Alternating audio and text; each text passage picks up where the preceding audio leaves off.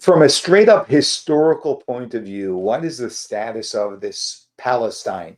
Here's a three times Emmy making filmmaker who actually specializes in history, who actually discusses from a historical point of view, strictly historical point of view, what is Palestine from a point of history. This is really interesting. The Palestinian-Israeli conflict is obviously headline news around the world. And because I'm a three-time Emmy-winning filmmaker, journalist who specializes in history, people have come to me and asked me to comment on Palestine from a historical point of view. Okay, from a historical point of view. Now, I'm not saying there aren't people running around today saying we are Palestinians, but from a historical point of view, Palestine never existed. Not once, not for a moment. There's no prime minister, king, queen that you can point at. There was never an independent Palestinian state, kingdom, anything. The Christian Bible doesn't mention Palestine once. The Hebrew Bible doesn't mention Palestine once. The Holy Book of Islam, the Quran, does not mention Palestine once. Why?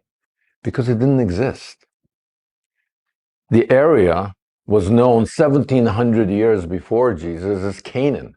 And there were a bunch of tribes vying for domination, in this area where I'm broadcasting from now, the Holy Land. The Jews, the tribe of Judah, won out. That's why we're called Jews. That's why I'm called a Jew. I'm a descendant of Judeans. And in this area, there have been 4 independent states, none of them Palestine, all of them Jewish. In ancient times, Judah, Judea, Israel. In modern times, Israel. So what's going on here? What's going on here, anybody going to church, Easter time, knows Jesus was crucified and on top by the Romans, and on top of his cross, they put a sign, King of the Jews, not King of the Palestinians, not King of Palestine, King of the Jews.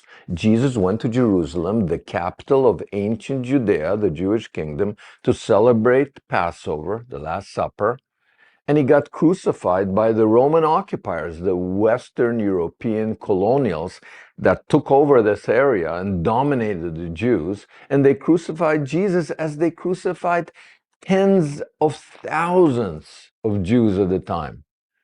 Why? Because the Jews were rising in revolution against the foreign occupiers. The indigenous Jews wanted freedom. In fact, the Jewish struggle for Judea is the longest lasting liberation movement in human history. There was no Palestine. Palestine was invented by the Roman occupiers. It's not an Arabic word, it's a Latin word. And why did they make it up? Because they wanted to stick it to the indigenous Jews who were giving them trouble. Judea was Rome's Vietnam. They were stuck here. The Jews kept fighting for freedom. And then, when the Romans crushed the Jews, sold them by the hundreds of thousands into slavery, destroyed the temple that Jesus visited, destroyed Jerusalem, the capital of Judea, destroyed the Jewish kingdom of Judea. Then, after they dispersed the Jews to the 4 corners of the earth, they said, now we're going to stick it to you. We're going to rename your country, Judea, Palestina. Why?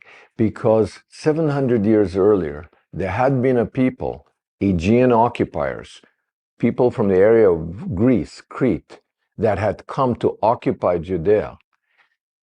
It's in the Bible, the famous fight between David and Goliath. Goliath was a Philistine. David became king of Judea.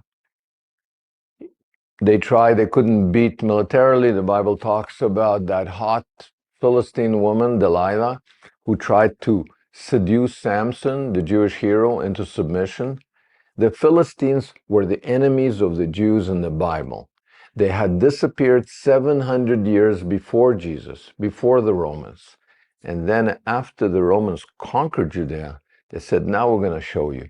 We're going to rename your Jewish land, Judea, Palestina, to honor those ancient enemies of yours that no longer even exist.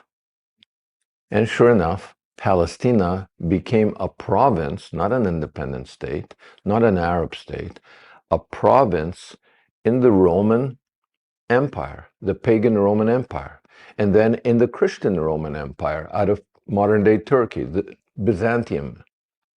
And then the Arabs arrived 2,200 years after the Jews. Where did the Arabs come from? They came from Arabia, obviously. And they conquered Judea. They conquered the province of Palestina, and it became part of their empire. And then came the Crusaders, and then came the Ottomans, and then came the British. Always Palestine as a province in an occupational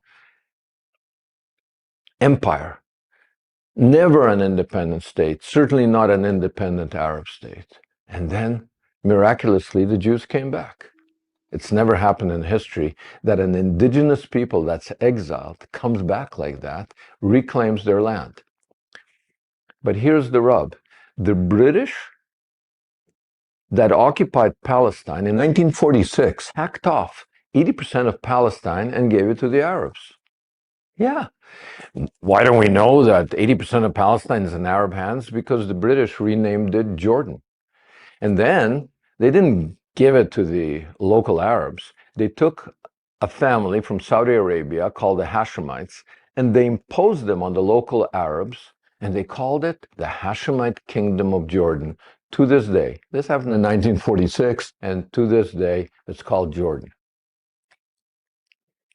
Get rid of the Hashemites, rename Jordan Palestine, and voila, you've solved the Middle East problem. But you see, that's not how it works. Even though the Jews are on something like 12% of the British-controlled province of Palestine, that's Palestine. Palestine's never whatever Arabs have in their hands. It's only whatever the Jews have. Any piece of territory that the Jews rule, that's Palestine. Why? Because basically the whole point of the exercise is to airbrush the Jews and Judea out of history. Rename Judea the West Bank. The West Bank? What's the West Bank? It's never mentioned in the Bible, in any Bible. In the Quran, it's never mentioned. But don't call it Judea, because then it might sound like the Jews belong in Judea. Just turn history on its head. The indigenous people are suddenly the occupiers, and the occupiers are suddenly indigenous. Again, why? To airbrush the Jews out of history. Why? Airbrushing them out of history is a prelude to actually destroying them physically. It's a preface to genocide. So why are all these people shouting from the river to the sea? Why are they pro-genocide? Why, some 75 years after the Holocaust, people want to do it again? Well, either they're brainwashed by the media. I'm a member of the media, I know how it goes. Or they're ignorant, they're just ignorant. Or they're dumb. Or they're Jew haters. That's simple. Maybe they're just Jew haters. Exactly what it is. They are trying to whitewash the Jews out of history. This is a great history lesson. A lot of great historical information, and just tells us actually what the history is. Palestine is a Roman creation. Jews were always in Israel. You don't even find Jerusalem mentioned in the Quran. This is all fabrication to whitewash the Jews out of history.